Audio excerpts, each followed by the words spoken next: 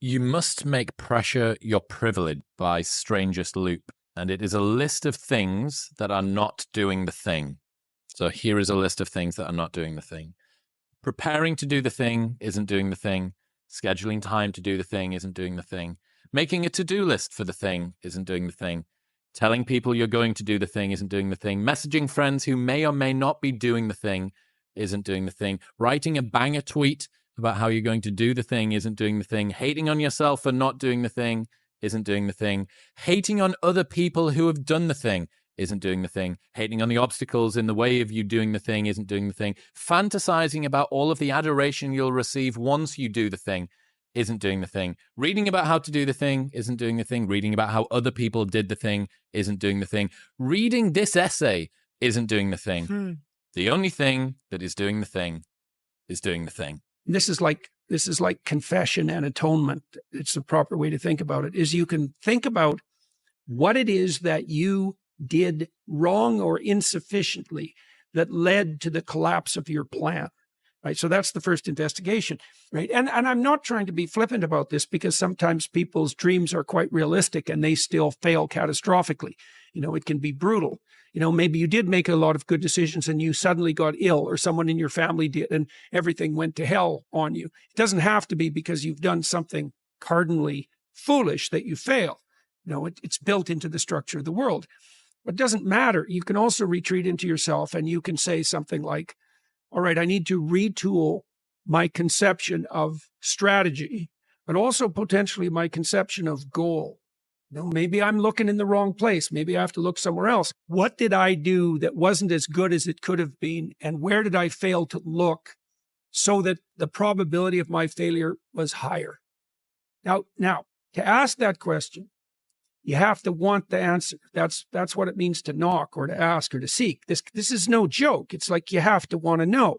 And it's a very painful thing to do, because especially if you had given it your all to the degree you were able, and you have reason to be bitter, you're going to be searching for the errors that you still made.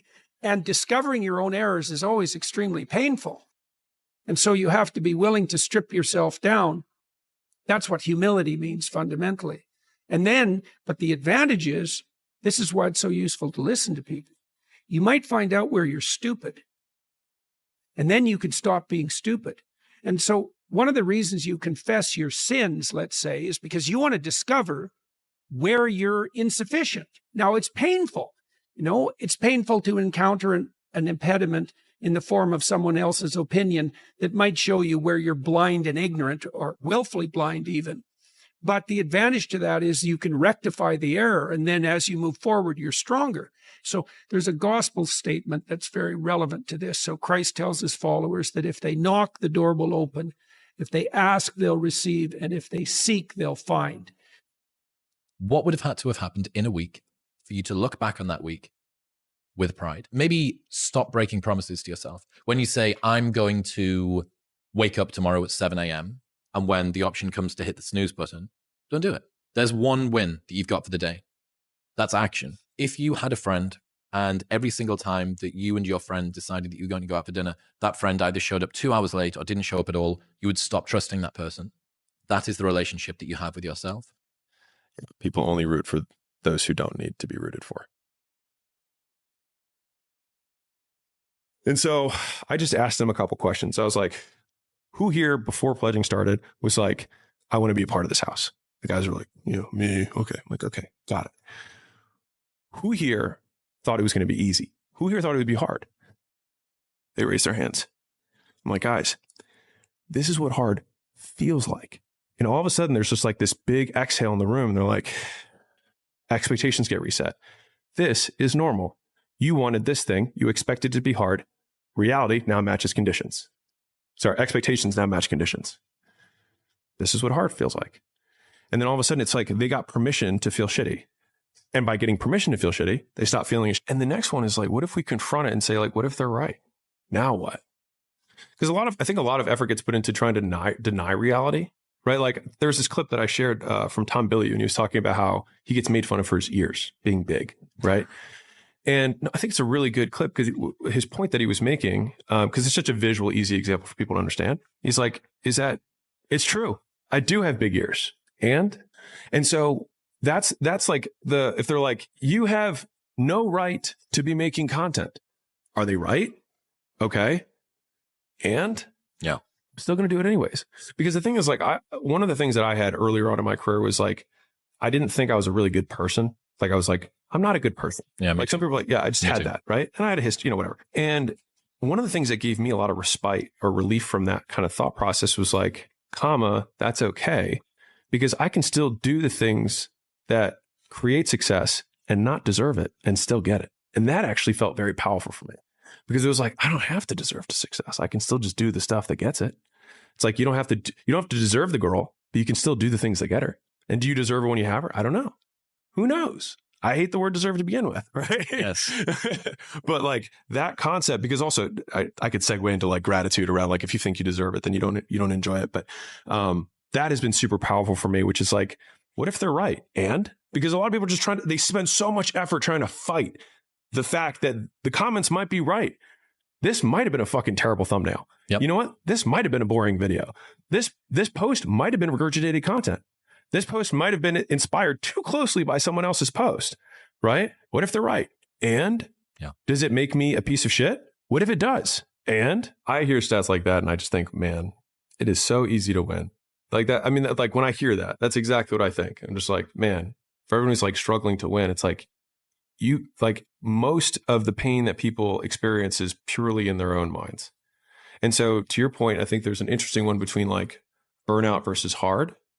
And so like for me, burnout is when I would define it as my output per unit of time decreases. So I can see that that's measurable, right? Now, like I can say like number of pages that I edit or the quality of the content that I create, like my output per time, like the team knows when I'm like 6 hours, 7 hours into recording something, they're like, I literally start like slumping. You're like physically, I just start like slumping and I like my cadence isn't as like, I'm just not as sharp, right? There's that versus emotional burnout, which I think people mislabel as burnout when really it's just like they don't know how to reframe reality. And so what it really is they got a comment on a post that bugged them. And like, again, it's like pulling it from the shadows. It's like, no, this stuff doesn't work. It's like, hold on. What's the one voice that actually is coming through? What is the real thing? Well, there is this comment. Okay, great. It's embarrassing to even have to say that. But when you say it, then you admit it and all of a sudden you put it in the light and the shame kind of starts to evaporate because then you can name it and be like, is this comment bigger than my future? Is this comment bigger than me? And one of the things that that has helped me was saying like, what's true about this? You stay in poverty until you learn the first lesson of poverty, which is 2 words, my fault. And so when I was younger, I was really angry at my parents, like many people are, right? Justified or not, doesn't really matter. I was very angry and I blamed them for the woes of my life. And I realized that when I was 19 that these people that I hated, I was giving all the power over the fact that I wasn't the person I wanted to be. And I was like, well, it's their fault. And the idea that I had actually given these people that I hated power over my success was ultimately something that made me feel sick to my stomach and was what allowed me to point the finger of blame inwards and say my fault. And then at least take ownership over the fact that sure, maybe your dad didn't hug you enough, or maybe your mom wasn't present or whatever it is, right? It's like, and like, I said this the other day and it'll probably piss off a lot of your audience. So, we can put our soft earphones on. Like if you suffered from racial inequality, if you suffered from gender inequality, if you suffered from being born in Bangladesh, if you were sexually abused your entire life, you would be completely justified in the fact that you are not achieving the things that other people who didn't have those disadvantages have achieved. And I say this as a white guy who was born in America to a doctor father. I understand that.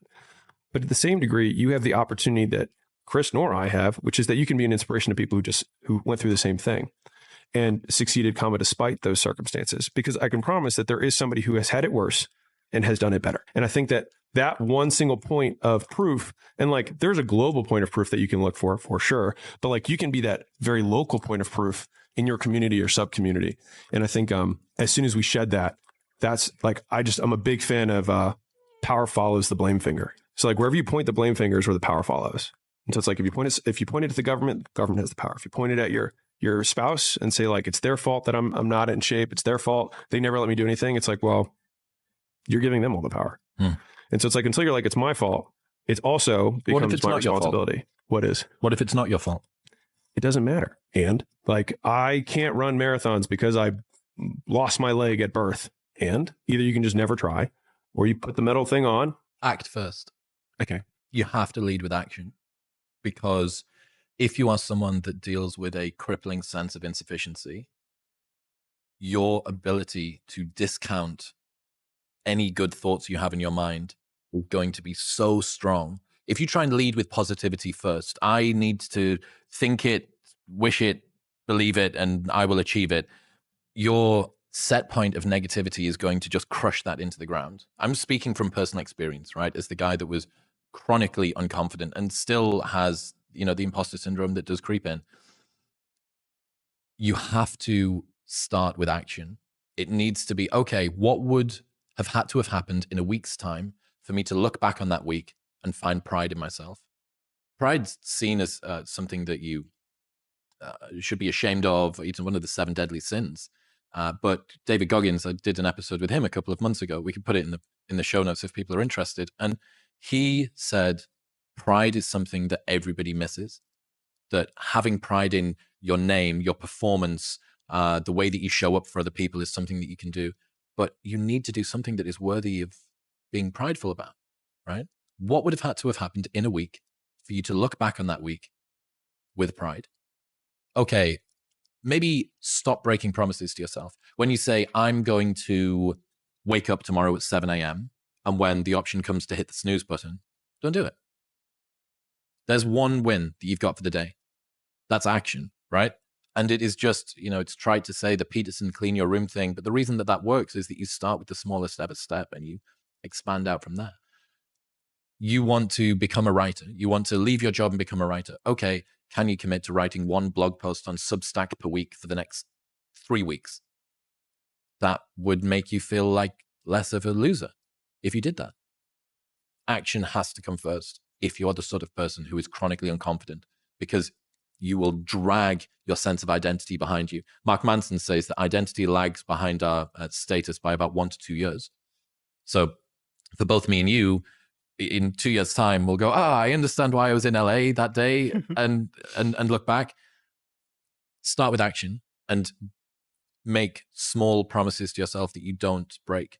If you had a friend and every single time that you and your friend decided that you were going to go out for dinner, that friend either showed up 2 hours late or didn't show up at all, you would stop trusting that person. That is the relationship that you have with yourself. You need to be able to trust your own word. And a lot of us don't, because life is very convenient and it is easy for people to not stick to the promises that they set themselves, because our ability to be idealistic is always going to outstrip reality's ability to deliver that to us. As soon as you posit an ideal, you then begin to compare yourself to that ideal. And true hell is when the person that you are meets the person that you could have been. And you do it anyways. Shoot, I can't remember who it was from. But basically the best art is art where the artist makes it for themselves. And where you see commercial work is where a bunch of people are trying to make something for an audience. And so they're trying to like rinse and recycle stuff that actually solves no one's problems, because no one is actually the audience. Whereas when you make it for yourself, there's thousands of people just like you who will have the same depth of understanding of it, but it feels selfish in the moment to make something for yourself. But when you make it for yourself, you actually make it for everyone. And so I think when you're on the start path, you can't look at the outcome as the only positive, because you will never make it. And so the positive frame that I've always used is, sure, you can have the external ones of like, I like thinking about my first videos had like 13 views. And I'm like, well, if I had an audience of 13 people, I used to spend years pitching, weight loss stuff to rooms of 13, and that was fine. And so thinking about that way was helpful. But the most helpful frame was thinking about who I was becoming as the asset that I was building. So in real time, whenever I finished a long day's work, I was becoming more like the type of person who could work for 5 years without reward. And that would be part of the story I would someday tell. And so some of the biggest reinforcers I've had in my life has been future casting the story that I would tell about the shitty period that I was in.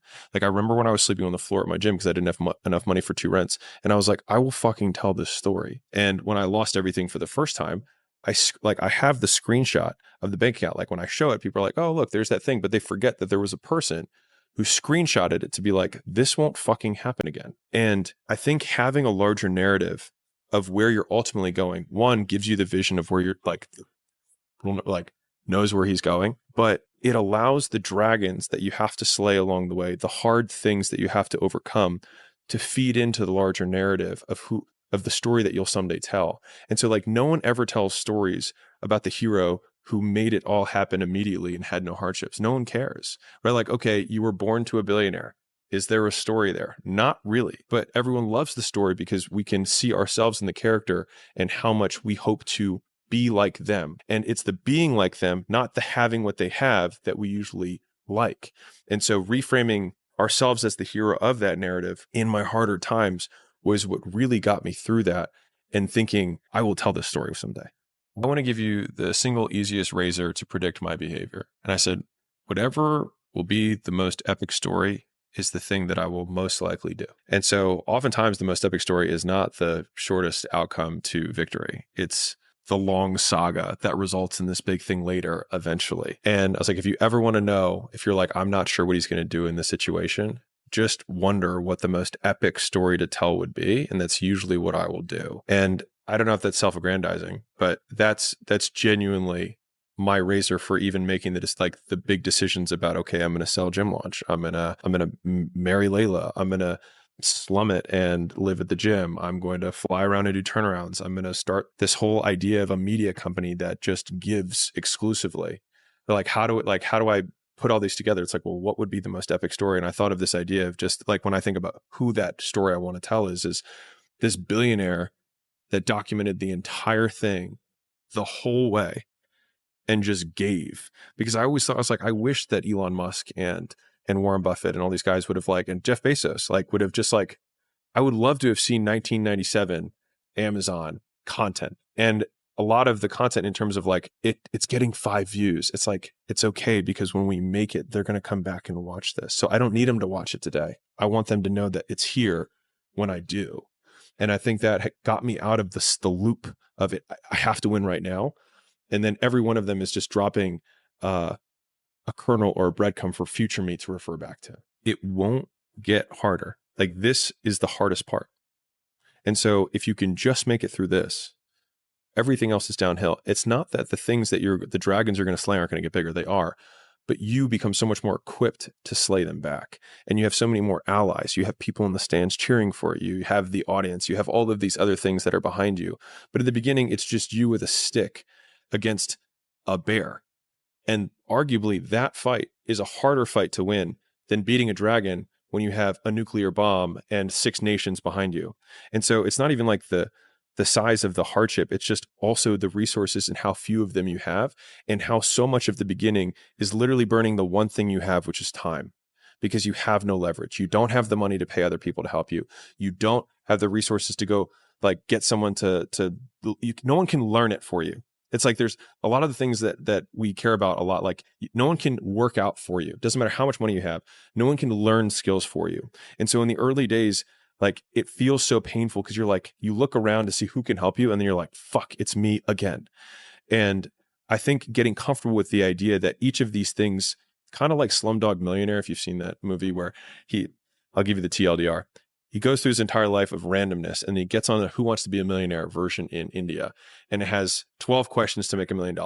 And from only 12 random experiences in his life that seemed meaningless at the time, was he able to answer all of the questions and then ultimately win. The skills that you develop along the way, like Steve Jobs learning calligraphy that then became Apple fonts that, transformed how we type. Those early days, that little trench winning in the weeds, oftentimes gives you these huge advantages later on because you have more context than anyone else. And so rather than lament them and hate the fact that you're going through it, remembering that these will be arrows that you put in the quiver that you're going to be using to slay the future bigger dragons.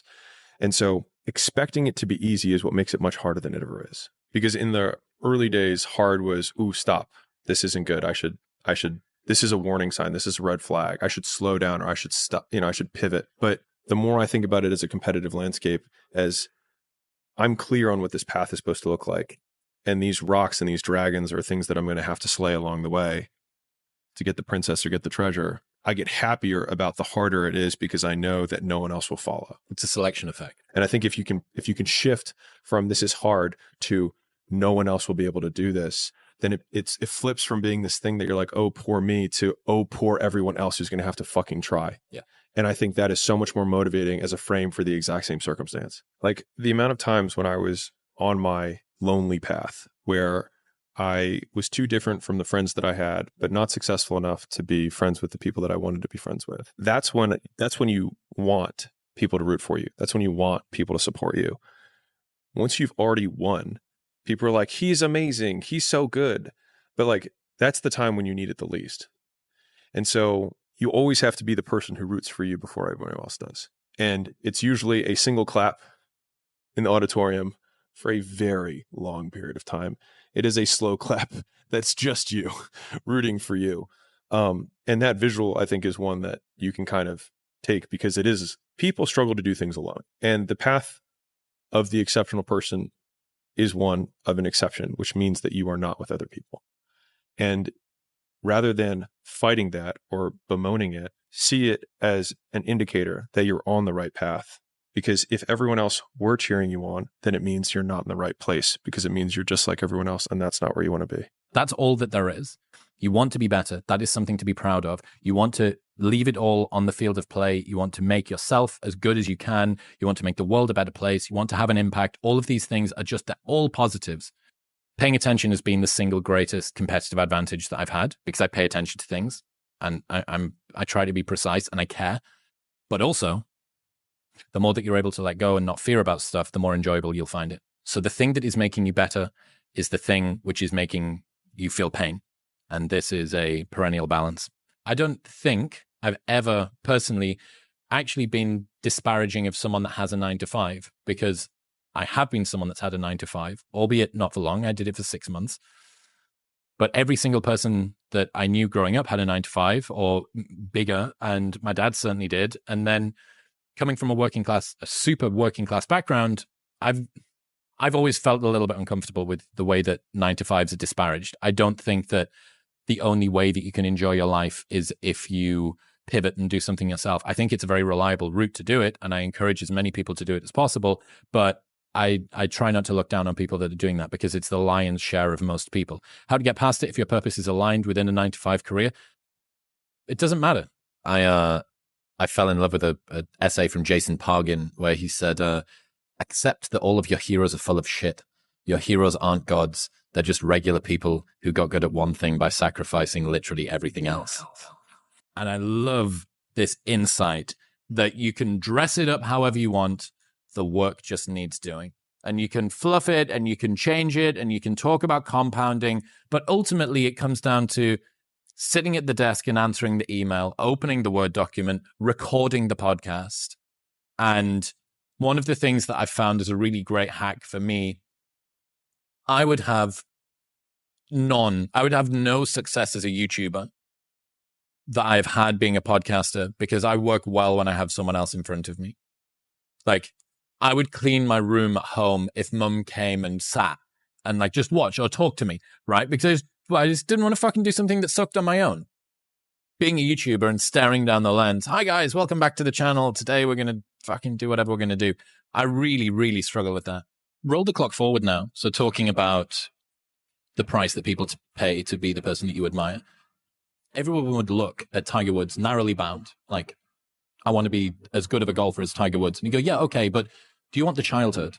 Do you want to spend nearly half a decade out of the sport with injury because of how hard you've pushed yourself? Do you want to struggle with self-worth to the point where you basically can't have a long-term marriage? Do you want to be chased down this driveway with your wife in a golf club? He fell asleep at the wheel. He broke both of his legs not long ago. He's been on antipsychotics. Like, that is the price that you pay to have that degree of greatness.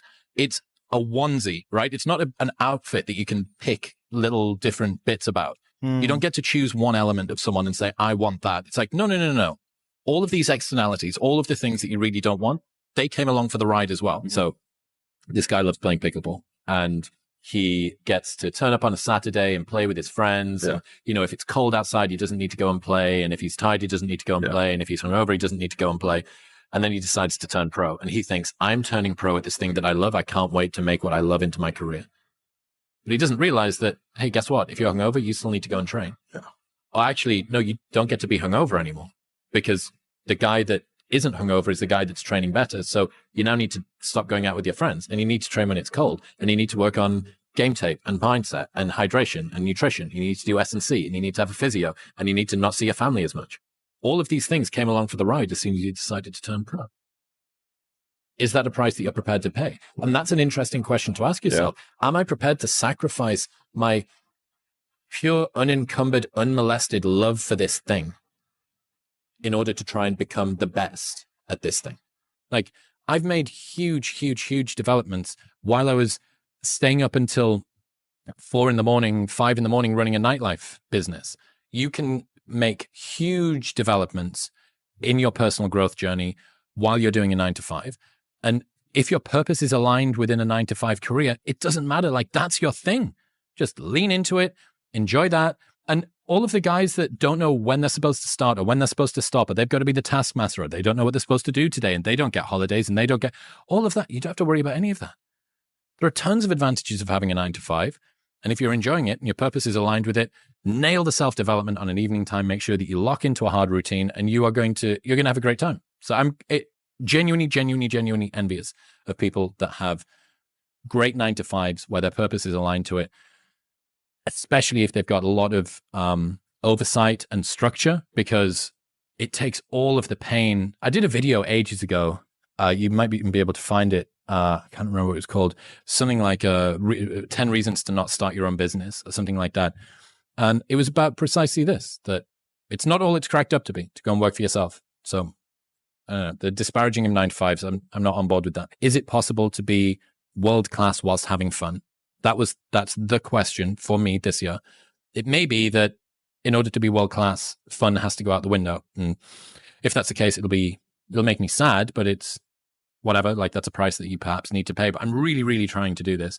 So what brings me joy? Hanging out with my friends, being outdoors, doing new things, visiting new places, going for good food, especially in different, like, adventure and novelty for me are very invigorating. It's also a great way to make time slow down. When people say, I can't believe how quickly this year's gone, what they mean is, I don't remember the days that have gone so far in this year. One of the best ways that you can slow this down is to add more memory units, and memory units are highly derived from how much novelty there's been. If you drive the same route to work every day for 3 years, that's basically 1,000 journeys that's condensed down into one memory, unless there's one day in particular where it was rainy and you skidded, or you were involved in a car crash, or someone gave you a phone call and told you that you got a raise or whatever. Like, you'll remember those. But because it's always the same thing, it just gets condensed down into essentially one memory. So trying to vary and add as much novelty in as possible is very good. Because the world has become so comfortable, we're having to go out of our way to actively seek discomfort. We inject it into our lives. We artificially inseminate it. People, every time that you achieve something, what you're doing is positing a new minimum bar, which you have to get over, right? Fantastic. I've just done this many plays, or made this piece of art that sold for a particular amount of money, or whatever. How exciting. And almost immediately there is this sort of like post-coital realization that, oh my God, that's the new bar for my best performance. That's really high. That means I now need to be even better at my next thing. And someone recently won the largest lottery in history, a $1 billion lottery. Someone just won that. From a life trajectory perspective, that's potentially one of the most disastrous things that you could have happen to you. Because how are you ever going to have a better day than the day you woke up and found out that you'd won $1 billion? The argument is slow success strategy would be to purposefully try and drag out the wins that you have. Habits are hard to break, man. And the habit of not doing things is unbelievably difficult to get past. It's one of the problems with anyone that listens to your show or my show. You will love being cerebral, right? You will love the idea that I can use cognitive horsepower to just get myself out of problems. And there is a case of learning as masturbation, right? and believing that learning about something is the same as enacting it, and it's not. That's why it has to be action first. A quote from one of my friends that he uses when he's thinking about a concept is, does this grow corn? Basically, is it useful? Tell me how I can use this in my life. Does it grow fucking corn? Right? It's this beautiful sounding concept, cognitive bias that helps me understand the way that my brain works and my relationship with everybody else. How do I use that in my life? Give me something to apply it to. And that's why with the confidence thing, choose promises that you will never break to yourself. I'm going to get up on time for the next month. I am not going to hit the snooze button. If you do that and you look back in a month and you go, oh my God, that's the first time I've done that in forever, maybe. That's a big win. And you can do the James Clear thing. We'll write it on a board. We'll track it, what gets like measured, et cetera, et cetera. But the main thing is just keep promises to yourself. And that is a good way to go from, here is an insight I learned about, I want to do breathwork, cold plunge, go to the gym, fast until 12 midday, get up on time, sunlight in the eyes, and then whatever it is, right, that you want to do, turn it into a promise. Don't break the promise. You're going to lose sleep. You'll doubt whether it'll work. You'll stress to make ends meet. You won't finish your to-do list. You'll wonder whether you made the right call and have no way to know for years. This is what hard feels like, and that's okay. Everything worth doing is hard. And the more worth doing it is, the harder it is. The greater the payoff, the greater the hardship. If it's hard, good. It means no one else will do it. More for you. Right. And it's not just me that's got better. The world is undeniably a better place because of the sort of person that I've become. I'm a better friend. I'm a better son. I'm a better boss. I'm a better partner. I've had the fortune of reaching tens of millions of people on this podcast, and I've given TEDx talks, and I've improved the texture of my own daily existence because of the process that your work triggered. You do not know the depth of impact that your work has had. And if the option had been there, I, and probably a lot of other people, would have happily taken on our share of your suffering over the last year if it would have somehow helped as a thank you for how you've helped us. So thank you.